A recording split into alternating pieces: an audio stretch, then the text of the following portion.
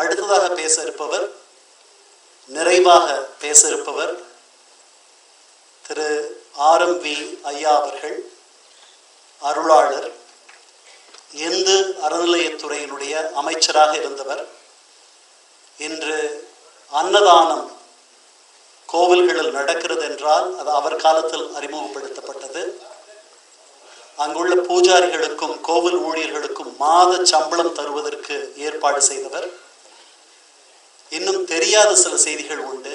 நான் அவரை அனைத்திந்திய அண்ணா திராவிட முன்னேற்ற கழகத்தின் துரோணாச்சாரியார் என்று எண்ணுபவன். அவர் துரோணராக இல்லாவிட்டால் அவர் இல்லாமல் எம்ஜிஆர் இல்லை. ஒவ்வொரு வெற்றி பெற்ற மனிதனின் பின்பும் அவருடைய மனைவி இருப்பார்கள். எம்ஜிஆருக்கு பின்னால் இருந்து உருவாக்கிய சிற்பி இவர். இதை நான் சொல்லவில்லை, தலைவர் கலைஞர் அவர்கள் சொல்லுகிறார். அவர் எம்ஜிஆரோடு இருந்து நாடோடி மன்னன், காவல்காரன், பல படங்களை எடுத்தவர். இதயக்கனி, உங்களுக்கு இப்போதுள்ள தலைமுறைக்கு தெரியாதிருக்கும் காக்கி சட்டையும் பாஷாவும் எடுத்தவரும் அவர்தான். ரஜினிகாந்தை வைத்து படம் எடுத்தவரும் அவர்தான். கமலஹாசனை வைத்து படம் எடுத்தவரும் அவர்தான். எம்ஜிஆரை வைத்து படம் எடுத்தவரும் அவர்தான். எம்ஜிஆருக்கே சம்பளம் கொடுத்தவரும் அவர்தான். திரு ஆர்.எம்.வி. ஐயா அவர்கள் பெரியாரிடத்தில் சேர்ந்து பின்பு அண்ணாவை நேசம் கொண்டு அதற்கு பிறகு எம்ஜிஆர் இடத்தில் 1953 மேலாளராக வந்து அமர்ந்து எம்ஜிஆரை உருவாக்கி அனைத்திந்திய அண்ணா திராவிட முன்னேற்ற கழகத்தில் எம்ஜிஆர் ரசிகர் மன்றங்களை ஒன்றிணைத்து எம்ஜிஆர் என்ற மாமனிதரை தனியாக வந்து ஆட்சி அமைப்பதற்கு ஒரு துணையாக நின்றவர். 84, 67 சரி, 84 சரி, எம்ஜிஆர் மருத்துவமனையில் இருந்தபோது சூத்திரதாரியாக இருந்து அவரை மீண்டும் ஆட்சி கட்டிலில் கொண்டு வந்தவர் ஆர்.எம்.வி. அவர்கள். அப்போது இருந்த ஆளுநர் குரானா, நீங்கள் பொறுப்பெடுத்துக் கொள்ளுங்களேன், எம்ஜிஆர் ஒருவேளை வர முடியாமல் போய்விடுமோ என்று சொல்லும் பொழுது அவர் உறுதியாக வருவார், மீண்டும் அவரே முதல்வராக இருப்பார் என்று சொல்லி அந்த பொறுப்பை வேண்டாம் என்று தட்டி கழித்தவர். அப்படிப்பட்ட ஐயா இங்கு இருப்பது நமக்கு பெருமை. அவரை என்னை வாழ்த்துமாறு அழைக்கிறேன்.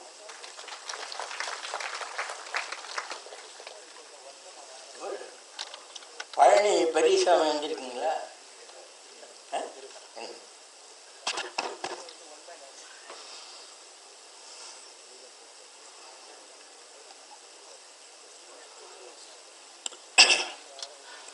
தமிழ்நாட்டில் பிறந்து தமிழராக வாழ்ந்து கொண்டிருக்கிற அன்பிற்குரிய திரு கண்ணன் அவர்கள் ஐக்கிய நாடுகள் சபையின் சார்பில் ஈராக் என்ற முஸ்லிம் நாட்டிலே பணியாற்றி கொண்டு சில மாதங்களுக்கு ஒரு முறை தமிழகத்திலே வாழ்கிற அவருடைய குடும்பங்களை சந்தித்து கொண்டு வாழ்க்கை நடத்துகிற ஒரு அற்புதமான மனிதர். இந்திய தாய் பெற்றெடுத்த தமிழ் குடிமகன், என்றும் புகழ்பெற்ற புரட்சி தலைவர் எம்ஜிஆர் அவர்களை பற்றி அவருடைய நூற்றாண்டில் ஒரு அருமையான நூலை எழுதியிருக்கிறார். நான் முதலிலேயே அவரிடத்திலே ஒரு வேண்டுகோளை வைக்கிறேன். ஆங்கிலத்திலே எழுதியிருக்கிறீர்கள், இதை தமிழிலேயும் மொழி மாற்றம் செய்ய வேண்டும் என்று அவரிடத்திலே அன்போடு கேட்டுக்கொள்கிறேன். எம்ஜிஆர் என்ற 3 எழுத்து இன்றைக்கு நாடு முழுவதும் புகழ் பெற்று கொண்டிருக்கிறது. அதற்கு பலர் பல நேரத்தில் உதவி செய்திருக்கிறார்கள். அவர்களிலே தலை சிறந்த உதவி செய்தவர் இங்கே வருகை தந்திருக்கிற பழனி ஜி. பெரியசாமி அவர்கள். அவர் பிழைப்பாரா இல்லை கிடைக்க மாட்டாரா என்று எண்ணி அமெரிக்க நாட்டிற்கு விமானத்திலே அனுப்பிய பொழுது 3 மாதங்கள் அவரோடு இருந்து அவருக்கு வேண்டிய பணிவிடைகளை எல்லாம் செய்து அவர் அங்கே இருக்கே பொழுதே இங்கே தேர்தலிலே வெற்றி பெறுவதற்கு இந்தியாவிலேயே செய்ய முடியாத ஒரு நிகழ்ச்சியை செய்து நாடு முழுவதும் அவர் உயிரோடு இருக்கிறார், பேசுகிறார், சாப்பிடுகிறார் என்று படத்தை காட்டி அவர் இல்லாமலேயே இங்கே வெற்றி பெற்று அவர் முதலமைச்சராக திரும்பினார். அப்படி பணி செய்த ஒரு மனிதர் பழனி ஜி பெரியசாமி. அது எப்படியெல்லாம் நடந்தது என்று எனக்கும் அவருக்கும் தெரியும். அதை பற்றி நான் விவரிக்க விரும்பவில்லை. 50 ஆண்டுகளுக்கு முன்பு அவர் முதலாக நாடோடி மன்னன் சொந்த படம் எடுத்தார். அன்றைக்கு 50,000 ரூபாய் ஏவிஎம் அவர்களிடத்திலே கடனாக பெற்றுத்தான் அந்த மாபெரும் வெற்றி படத்தை தயாரித்தார். அவர் லட்சக்கணக்கில் கோடிக்கணக்கில் சம்பாதித்திருக்கிறார். ஆனால் அவரிடத்திலே எதுவும் கையிலே வைத்திருக்கவில்லை. அவர் விட்டு போனது சத்யா ஸ்டுடியோ இருந்த அந்த தோட்டமும் ராமாவரத்திலே இருக்கிற அந்த தோட்டமும் தான். இன்றைக்கு அவர் பெயரை சொல்லுவதற்கு எந்த இடத்திலேயும் ஆட்கள் இல்லை. ஆனால் கோடிக்கணக்கில் மக்கள் இருக்கிறார்கள். இந்த நூற்றாண்டு விழாவை என்னுடைய சார்பில், எம்ஜிஆர் கழகத்தின் சார்பில், என்னுடைய 2வது மகள் செந்தாமரையின் மாப்பிள்ளை ராமலிங்கம் நடத்தினார். தமிழ்நாட்டில் உள்ள எல்லா கட்சி பிரதிநிதிகளும் வந்து கலந்து கொண்டார்கள். ஆனால் எனக்கு மிகப்பெரிய மகிழ்ச்சி, எங்கேயோ உலக நாடுகளிலே பணியாற்றி கொண்டிருக்கிற ஒரு தமிழர் ஒரு அருமையான நூலை எழுதி, அதுவும் புகழ்மிக்க கலைவாணர் பெயரிலே உள்ள இந்த அரங்கிலே இவ்வளவு பெரிய கூட்டத்தோடு நடத்துகிறார். கேரள நாடாளுமன்ற உறுப்பினர், மிகச்சிறந்த தேசபக்தர் பேசுகிறார். ஆமினி மகாதேவன் அவர்கள் உரையாற்றுகிறார். உலக புகழ்மிக்க இந்து பத்திரிகையின் நிர்வாக ஆசிரியரும் சிந்தனையாளருமான அருமை நண்பர் ராம் அவர்கள் பேசுகிறார்கள். புரட்சி தலைவராலேயே உருவாக்கப்பட்ட என்னுடைய அருமை சகோதரர் திருநாவுக்கரசர் பேசுகிறார். அப்படி கலைவாணர் அரங்கத்திலே நடைபெறுகிற இந்த நிகழ்ச்சியில் நானும் கலந்து கொள்கிறேன் என்று பெருமையோடும் புகழோடும் நான் பாராட்டுகிறேன். இந்த நூல் எம்ஜிஆருடைய வாழ்க்கையை சாதாரணமாக குறிப்பிடவில்லை. சில செய்திகள், எனக்கே தெரியாத சில செய்திகளை அவர் இதிலே சேர்த்திருக்கிறார். உலக புகழ்மிக்க இந்தியாவின் முதல் பிரதம மந்திரி பண்டித ஜவஹர்லால் நேரு அவர்கள் எம்ஜிஆருக்கு ஒரு பாராட்டு கடிதம் எழுதியிருக்கிறார். இது யாருக்குமே தெரியாது. அந்த கடிதத்தினுடைய புகைப்படத்தை இந்த புத்தகத்திலே போட்டிருக்கிறார். எதற்கு என்றால் அதுவும் யாருக்கும் தெரியாது. இன்று சீனாவோடு மோதல் நடந்து கொண்டிருக்கிறதை போல சில ஆண்டுகளுக்கு முன்பு இந்திய சீனா போரே நடந்தது. அன்றைக்கு பண்டித நேரு அவர்கள் ஒரு வேண்டுகோள் விடுத்தார் இந்திய நாட்டு மக்களுக்கு. மிக பெரிய செலவு செய்கிறோம், அவர்கள் முடிந்த உதவிகளை செய்யுங்கள் என்று. அன்றைக்கு எம்ஜிஆர் அவர்கள் 75,000 ரூபாயை தனி மனிதனாக நேருவுக்கு அனுப்பினார். அதற்கு இந்தியாவின் 100 கோடி மக்கள் வாழ்கிற ஒரு நாட்டில், தமிழ்நாட்டிலே வாழ்கிற எம்ஜிஆருக்கு பண்டித நேரு அவர்கள் நன்றி கடிதம் அனுப்பியிருக்கிறார்கள். அந்த நிகழ்ச்சி நான் கலந்து கொண்ட நிகழ்ச்சி. காமராஜரை எம்ஜிஆர் போற்றினார் என்று திருநாவுக்கரசு சொன்னார். அண்ணாவோடு சில மாறுபாடு கருத்துக்கள் வந்தது என்று சொன்னார். அதிலே சில திருத்தம். அண்ணாவோடு எம்ஜிஆருக்கு சில நேரத்தில் கோபம் வந்ததே தவிர அண்ணா எந்த காலத்திலும் எம்ஜிஆரோடு கோபப்பட்டதே இல்லை.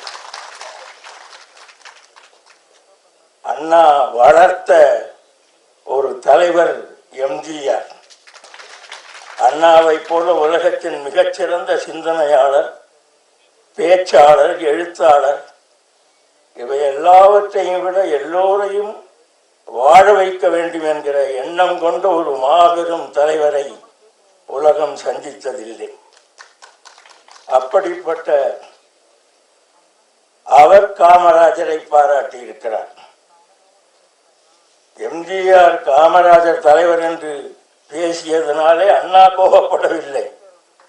அண்ணா கோபப்படுவதற்கு சில பேர் தூண்டினார்கள்.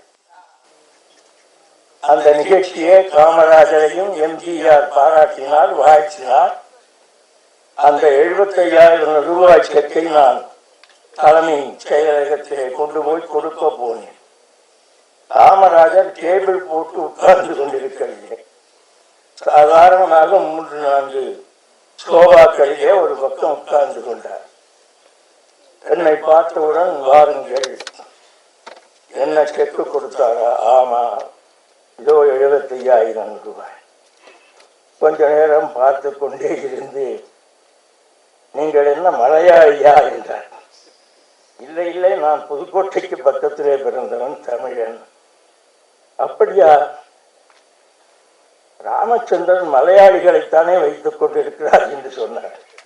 இல்லை, இன்னும் சொல்ல போனால் மலையாளத்திலே பேசுகிறவர்களை பார்த்தாலே அவருக்கு பிடிக்காது. மலையாளிகளே மலையாளத்தில் பேசக்கூடாது என்று விரும்புகிறவர். அவர் மலையாளியாக தந்தை தாய்க்கு பிறந்தவர். அதுவும் கேரளாவிலே பிறக்கவில்லை, இலங்கையின் கண்டியிலே பிறந்தார். 6 வயதிலே கும்பகோணத்திலே கொண்டு வந்து சேர்த்தார். தமிழகத்திலே வளர்ந்தார், வாழ்ந்தார், புகழ் பெற்றார், பெருமை பெற்றார். இன்றைக்கு எம்ஜிஆர் என்று போரோடு இருக்கிறார் என்று எடுத்து சொன்னேன். காரணம், அவரை பெற்ற தாய் சத்தியபாமா மிகவும் கண்டிப்பானார். கும்பகோணத்தில் வாழ்கிற பொழுது சாப்பாட்டிற்கு கஷ்டப்பட்டவர். 2 நாள் பிள்ளைகள் வெளியில் பிச்சை எடுத்து விடுவார்களோ என்று அறையிலே பூட்டி வைத்தவர். அப்படிப்பட்ட எம்ஜிஆர் தான் அந்த துன்பங்களை பார்த்ததற்கு பிறகு அதற்கு பரிகாரத்தை ஆட்சி செய்கிற பொழுதே பார்த்தார். 50 ஆண்டுகளுக்கு முன்பு எடுத்த நாடோடி மன்னன் படத்தில் 40 ஆண்டுகளுக்கு பிறகு வருகிற திராவிட முன்னேற்ற கழக ஆட்சி என்ன திட்டங்களை நிறைவேற்றும் என்று அந்த படத்திலே சொல்லியிருப்பார். அது ஒரு மாபெரும் வெற்றி பெற்ற ஒரு படம். அப்படி வாழ்க்கையில் அவர் பணத்தை கொடுத்தவரே தவிர எடுத்துக்கொண்டவர் அல்ல. அதனால்தான் அவர் அமெரிக்காவிற்கு சென்ற பொழுது செலவு செய்யப்பட்ட தொகையை திரும்ப கொடுத்து விடலாம் என்று சொல்லி அப்படியே திருப்பி கொடுத்தவர். அவருக்கு இந்திரா காந்தி அம்மையாருடைய அன்பினால் மிகச்சிறந்த தனி விமானமே தரப்பட்டது. அப்படியெல்லாம் இல்லையானால் அவர் நமக்கு இருந்திருக்க மாட்டார். அப்படிப்பட்ட அன்புமிக்க அந்த எம்ஜிஆரோடு 35 ஆண்டுகள் நான் வாழ்ந்தவன். அவர் இடத்திலே இருந்து நான் பெற்ற தொகை 60 ஆண்டுகளுக்கு முன்பு எனக்கு நடைபெற்ற திருமணத்திற்கு பணம் வேண்டும் என்று கேட்டேன். நீங்கள் தானே பார்த்து கொண்டிருக்கிறீர்கள், எடுத்துக்கொள்ளுங்கள் என்று சொன்னார். நான் எடுத்துக்கொண்ட பணம் 1800 ரூபாய். அதற்கு பிறகு நாடோடி மன்னன் வெற்றி பெற்றதற்காக 5000 ரூபாயை கொடுத்தார். இது 2ஐ தவிர அவரிடத்தே இருந்து நான் எதையும் பெற்றுக் கொண்டதில்லை. 60 ரூபாய் சம்பளத்துக்கு தொடங்கி 500 ரூபாய் கொடுத்தார் கடைசி வரை.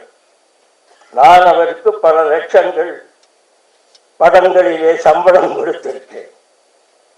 வாழ்க்கையில் அவர் எனக்கு சம்பளம் கொடுக்கிற முதலாளியா, நான் வேலைக்காரனா தெரியாது. இவர் சம்பளம் வாங்குகிற முதலாளியான தொழிலாளி என்று அவரே பாராட்டியிருக்கிறார். உலகம் சுற்றும் வாலிபன் என்ற அற்புதமான திரைப்படத்தை எடுத்ததற்காக 50 நாட்கள் ஊரெல்லாம் சுற்றினோம். எதுவும் அவர் கையிலே வைத்து கொண்டு செய்வதில்லை. அப்படிப்பட்ட ஒரு மா மனிதர் இன்றைக்கும் வாழ்ந்து கொண்டிருக்கிறார் என்றால் நண்பர் கண்ணன் போன்றவர்கள் இப்படிப்பட்ட ஒரு அற்புதமான நூலை எழுதியிருக்கிறார்கள். எனக்கு மிகப்பெரிய ஆச்சரியம், யாருக்குமே தெரியாத சில நிகழ்ச்சிகளை படத்தோடு போட்டிருக்கிறார். 57 எலெக்ஷனில் அவர் குண்டடிபட்டு மருத்துவமனையிலே இருந்தார். வெளியிலே பிரச்சாரத்திற்கு போக முடியவில்லை. விருதுநகரில் காமராஜரை எடுத்து அண்ணா சீனிவாசன் என்ற மாணவரை போட்டுவிட்டார். அண்ணா அவரை சொன்னது, நீ ஜெயிக்க வேண்டும் என்பதற்காக போடவில்லை, காமராஜர் ஜெயிக்க வேண்டும், அவர் வந்து சட்டமன்றத்திலே உட்கார வேண்டும் என்றுதான் நான் எதிர்பார்க்கிறேன். நானும் சரி, யாரும் கட்சிக்காரர்கள் பேச வரமாட்டார்கள் என்று சொன்னார். சீனிவாசன் என்னிடத்திலே வந்து இப்படி அண்ணா சொல்லிவிட்டார், என்ன செய்வது, எம்ஜிஆரை பார்த்து உதவிவார். எம்ஜிஆரும் போக முடியாது, அவர் மருத்துவமனையிலே இருக்கிறார். நானும் எம்ஜி சக்கரபாணி அவர்களும் பேசி அவர் அப்பொழுது பரங்கிமலை தொகுதியிலே போட்டியிடுகிறார் வேட்பாளர். என்ன செய்வது, ஒரு போஸ்டர் போட்டு கொடுக்கலாம். போஸ்டர் என்றால் எம்ஜிஆர் மிக அழகானவர், அந்த அழகு குறைந்து எந்த படத்திலேயும் அவர் நிற்க மாட்டார். இன்றைக்கு இந்த புத்தகத்தில் எந்த படம் இருக்கிறது, நாடு முழுவதும் ஓட்டப்பட்டது. இந்த கழுத்திலே கட்டு போட்டு ஒரு எம்ஜிஆர் படம். அந்த படம் காமராஜர் தோற்கக்கூடாது என்பதற்காக ஒரு போட்ட படம். அப்படி வாழ்க்கையிலே பலருக்காகவே வாழ்ந்து இன்றைக்கும் புகழோடு வாழ்ந்து கொண்டிருக்கிற ஒரு மா மனிதர். திரைப்படங்கள் பலவற்றிலே புகழ் பெற்றவர், அரசியலிலே அமைச்சரவையிலே புகழ் பெற்றவர். எங்கேயாவது மழையிலிருந்து ஏழை குடிசைகள் சாப்பாடு இல்லாமல் தவிக்கிறார்கள் என்றால் ராயப்பேட்டையிலே உடனடியாக சமையல் செய்து லாரியிலே கொண்டு போய் படைப்பார். குடிசைகள் எரிந்து விட்டது என்றால் உடனடியாக போய் உதவி செய்வார். இப்படி செய்து செய்துதான் இந்த பெருமை திராவிட முன்னேற்ற கழகத்திற்கு சேர்ந்தது. பல நேரத்தில் திராவிட முன்னேற்ற கழகத்தை எம்ஜிஆர் கட்சி என்றே சொன்னார். அவர் எடுத்த முதல் படத்திலேயே திரைப்பட சின்னத்தில் வருகிற கொடி திராவிட முன்னேற்ற கழக கொடி. இவ்வளவு துணிந்து ஒரு நடிகர் அரசியலிலே ஈடுபட்டது தமிழக வரலாற்றிலேயே கிடையாது. பேரறிஞர் அண்ணா அவர்கள் யாரிடத்திலும் எந்த உதவியும் எதிர்பார்க்காதவர். ஆனால் எம்ஜிஆர் இடத்திலே மாத்திரம் அவருடைய காரிலே போவார். எம்ஜிஆர் இடத்திலே ஒரு பிளைமவுத் கார் இருந்தது. அதிலே எம்ஜிஆரும் அண்ணா அவர்களும் பயணம் செய்து திருநெல்வேலி நிகழ்ச்சிக்கு போகிறார்கள். கோவில்பட்டி அருகிலே காலை 5-6 மணி அளவில் ஒரு டீ கடையிலே நிறுத்தி டீ வாங்க சொல்லுகிறார் அண்ணா. வண்டி நிற்கிறது. திராவிட முன்னேற்ற கழக கொடி காரிலே பறக்கிறது. அங்கே நூற்றுக்கணக்கான கிராம மக்கள் சேர்ந்து எம்ஜிஆர் கட்சி கொடி பறக்கிறது, எம்ஜிஆர் கட்சி கொடி பறக்கிறது என்று முன்னாலே அண்ணா இருக்கிறார். அவரை பார்க்காமல் எம்ஜிஆரையே பார்த்தார்கள். இதை பற்றி பின்னாலே சில தோழர்கள் அண்ணாமனிடத்திலே விமர்சித்திருக்கிறார்கள். அதற்கு அண்ணா சொல்லுகிறார், அது எம்ஜிஆர் கட்சி கொடி என்று சொன்னால் அது நமக்குத்தான் பெருமை, கட்சிக்குத்தான் பெருமை. அதை பாருங்கள், அது எம்ஜிஆருக்கு ஒன்றும் பெயர் இல்லை. அப்படி அவர் அண்ணாவோடு அன்போடு பழகியவர். என்னையே ஒரு முறை நுங்கம்பாக்கத்திற்கு அழைத்து நான் சில கருத்து வேற்றுமையினால் எம்ஜிஆர் அலுவலகத்திற்கு போகாமல் இருந்தேன். அது பத்திரிகையிலே வந்து அவர் படித்து விட்டு அழைத்தார். என்ன இது, இல்லை இதில் வந்திருக்கிறது தவறு, நான் போகவில்லை, ஏன் வேறு செய்திகளை சொன்னேன். அப்பொழுது அவர் சொன்னது, நீ எம்ஜிஆரோடு இருக்கக்கூடாது என்று பலர் நினைக்கிறார்கள். நான் இன்றைக்கு சொல்லுகிறேன், இன்றைக்கு அல்ல என்றைக்கும் நீ எம்ஜிஆரை விட்டு வெளியிலே வரக்கூடாது என்று சொன்னார். அதனுடைய விளைவுதான் 35 ஆண்டுகள் அவரோடு வாழ்ந்து அவர் காலமானதற்கு பிறகும் இன்றைக்கும் எம்ஜிஆர் கழகம் என்ற பெயரிலே கட்சி நடத்தி கொண்டிருக்கிறேன். அப்படிப்பட்ட ஒரு அற்புதமான நூலை கண்ணன் அவர்கள் எழுதியிருக்கிறார்கள். அந்த குடும்பமே ஒரு சிறந்த தமிழ் குடும்பமாக இருக்கிறது. அவர் இப்படிப்பட்ட ஒரு அற்புதமான நூலை யாரும் எண்ணாத நிகழ்ச்சிகளை எல்லாம் அதிலே சேர்த்து அவர் வெளியிட்டதற்காக அவரை பாராட்டுகிறேன், வாழ்த்துகிறேன். அதுவும் இந்த நிகழ்ச்சி கலைவாணர் அரங்கத்திலே நடைபெறுவது இன்னும் மிகப்பெரிய சிறப்பு. இந்து ராம் போன்றவர்கள்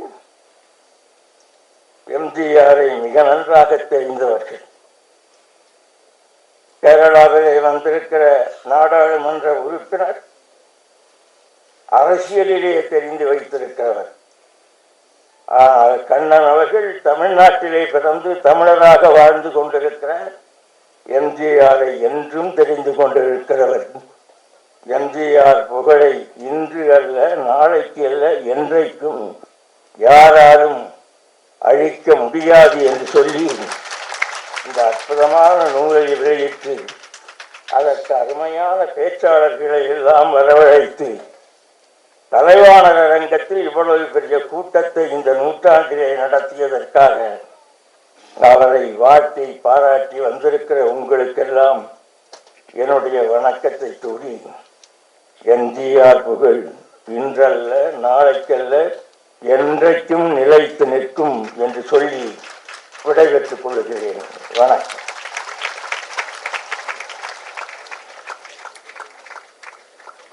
Good evening, everyone. I paid my tribute to MGR nearly 10 years ago. I brought out a book called The Indo-Lankans. And in the Indo-Lankans, you find MGR's birth certificate.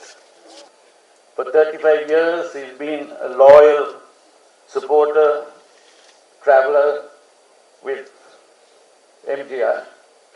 Today, we were taken on a journey of nostalgia. It was very moving nostalgia of 35 years of experience. Thank you for sharing it with us, sir. And of course, how can I forget Kamini? Kamini, my old friend, she's Penguin days, still with Penguin and Tree, though she dabbles in other things also these days.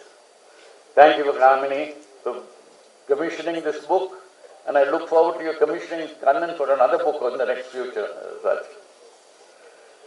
Thank all of you all for being here today, and it's been wonderful to see so many here, and it's been a wonderfully receptive audience. Thank you very much. Thank you also to this splendid building and the people who run this building. It's my first visit to Kalivanar Arangam, and it's quite awe-inspiring. I hope the maintenance is kept up over the next years as to come, and I think that's a commitment the people should make. Thank you for the staff which has organized the meeting. Finally, thank you for the 40 student volunteers who have put together this program and made it such a success this evening. Thank you all for being with us this evening. Thank you all.